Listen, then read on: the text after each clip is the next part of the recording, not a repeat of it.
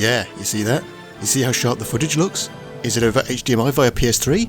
Well, no, although that is certainly a method I could use, but that involves lugging a heavy PS3 into the other room, and an HDMI splitter to bypass the high definition copy protection, which is what I will need when I eventually get around to doing PS3/PS4 games. But I'm rambling already. I have a PlayStation Classic. A hacked PlayStation Classic at that. As anybody who has purchased one will know, the emulation and the game selection of the PS Classic is not what we expected from Sony, to put it nicely. But that doesn't matter now, because with the use of BleemSync, any PS1 game can be put on it. Well, not any. I did try Vagrant Story and I just kept getting stuck. Emulation has never been an exact science. So, with the power of hacking and making ISOs out of physical copies using image burn, I have put Fade to Black on this little box of initial disappointment. This may be the oldest game I've done so far. It's pre-PlayStation banner, pre-analog control, and it was the second PS1 game I ever owned after Alien Trilogy.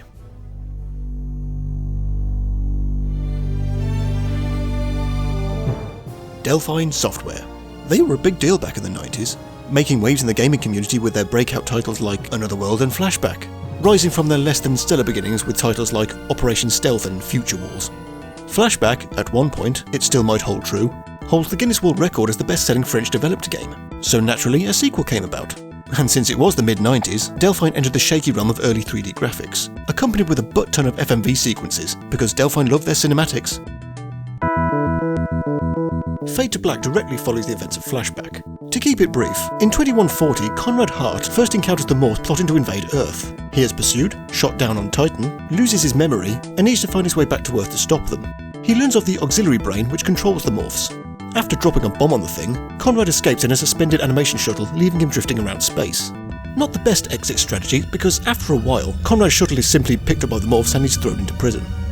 Hey human, welcome to the Lunar Penitentiary, New Alcatraz. Easy to get in, impossible to escape, if you dare.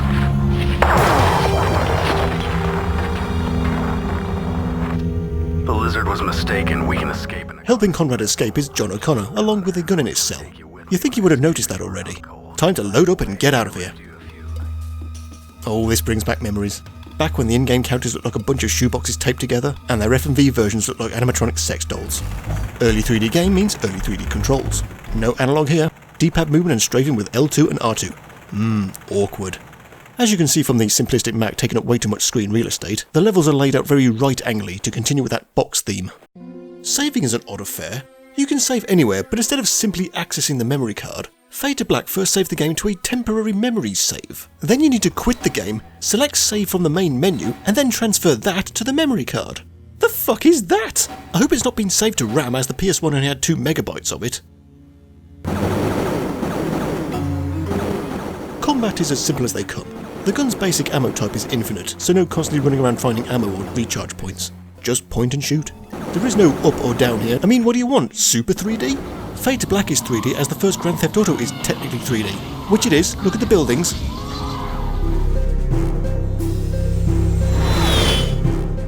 After a successful escape, Conrad is introduced to Mandragore, a morph resistance group headed by Sarah Smith. While Conrad was space napping, the Morphs had invaded Earth and established a few facilities around the solar system. That means more boxy places to explore.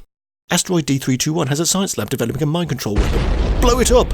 But not before finding coordinates to a morph base on Venus. Are we really going to visit every planet? Here, Conrad meets Agir, who bores Conrad with a tale of the Morphs betraying his people on Pluto. Pluto's not a planet. This week, I think. As a last resort, the Ancients, as they're called, combine all their knowledge into a pyramid, which the Morphs also steal. Starting to dislike these Morphs. Let's go here, let's go there. Mandragore gallivant across the solar system, thwarting the Morphs' plans in a way that I can only describe as padding.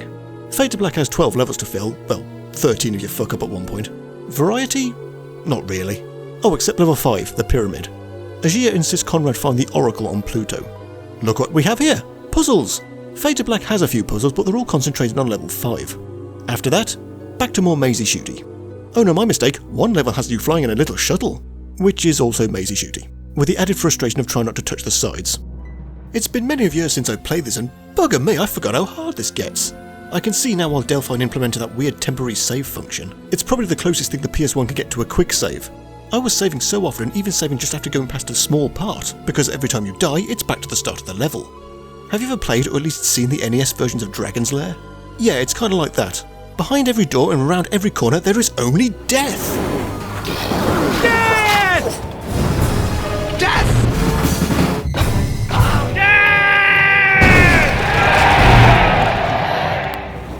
Delphine really got the most out of their FMV. There's an FMV for every type of death. Yeah, okay, we've done that bit. As Conrad only destroyed the auxiliary brain in flashback, Delphine obviously had a sequel planned. So it's no surprise how Fade to Black ends. There's a couple of plot twists, but otherwise rather standard sci-fi affair. Bad guys are bad, rebels rebel. Rebels find bad guys' base of operations, rebels destroy, and there was much rejoicing.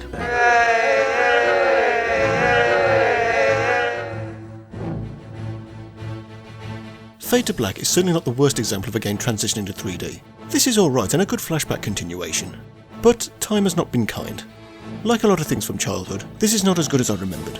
Like I said, this was only my second PS1 game. It was 3D, it had real voices, it had full motion video. It was impressive back then, and that masks its mediocrity. A decent sequel, but a maze-like and kinda repetitive one.